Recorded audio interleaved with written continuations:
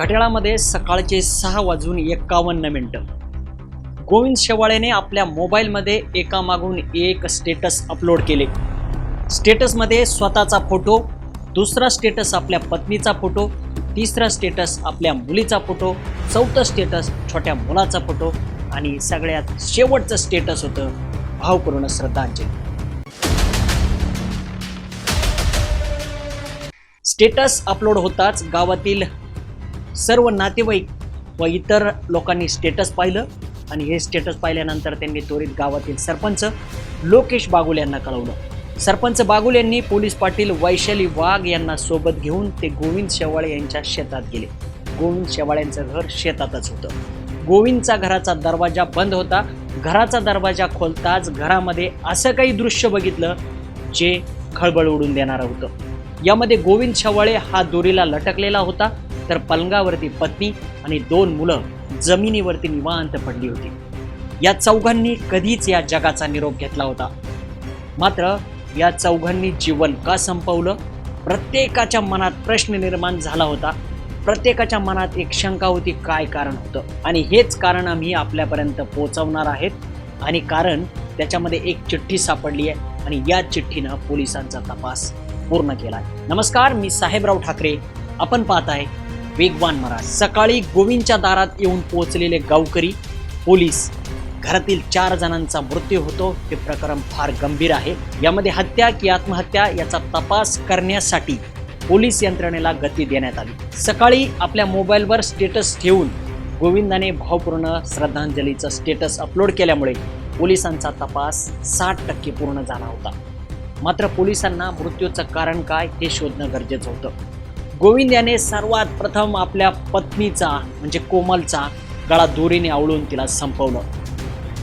यानंतर मुलगी हर्षाला हिचा गळा आवळला आणि त्यानंतर लहान चिमुकला, ज्याचं वय वर्ष होतं फक्त 2 वर्ष, त्याला ठार केलं। आणि एवढंच झाल्यानंतर मोबाईलमधील स्टेटसमध्ये भावपूर्ण श्रद्धांजली हे स्टेटस ठेवलं आणि नंतर स्वतः गळफास लावून घेतला। गोविंद याने संपूर्ण घर संपवलं आणि मग स्वतःला संपवलं। मात्र ही कहाणी अजून पूर्ण होत नव्हती, कारण यामध्ये काय घडलंय आणि कशामुळे गोविंद या मार्गाने का गेला म्हणून देवळा पोलीस ठाण्याचे पोलीस निरीक्षक सार्थक नेहते व उपनिरीक्षक राऊत यांनी तपास हाती घेतला।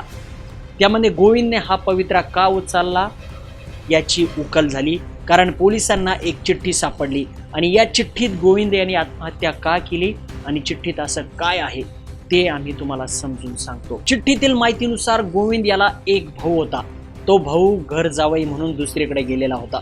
मात्र गोविंद जी जमीन करत होता ती जमीन तुम्ही तुमच्या भावाला देऊ नका, ते बाहेरगावी घर जावई आहेत।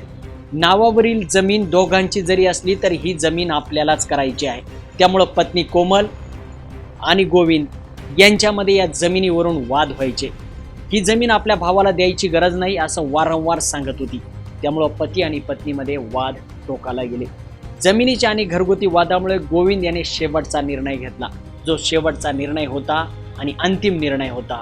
त्याच्या पुढे सगळे निर्णय शून्य होते। वेगवान मराठीच्या जागरूक प्रेक्षकांनी या चिठ्ठीत गोविंदनं जे म्हटलंय ते जाणून घेतलं असेल। धन, संपत्ती, जमीन याच्या व्यतिरिक्त जीवन सुंदर आहे आणि तेच गोविंद विसरला।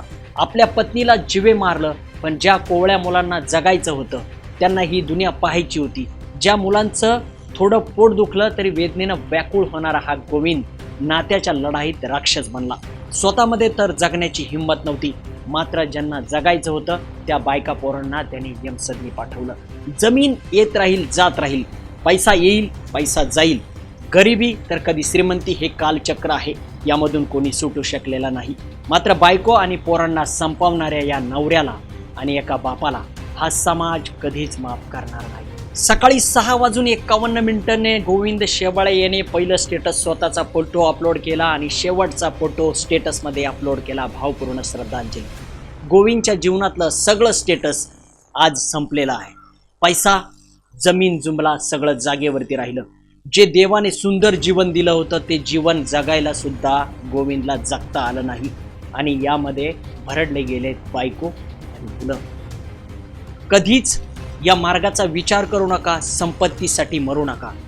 हा मेसेज जर आपल्याला योग्य वाटला असेल तर वेगवान मराठीला लाईक करा, आणि नवीन चॅनलवरती असाल तर वेगवान मराठीला सबस्क्राईब करायला विसरू नका, कारण पुढचा व्हिडिओ काहीतरी स्टोरी घेऊन येणार आहे.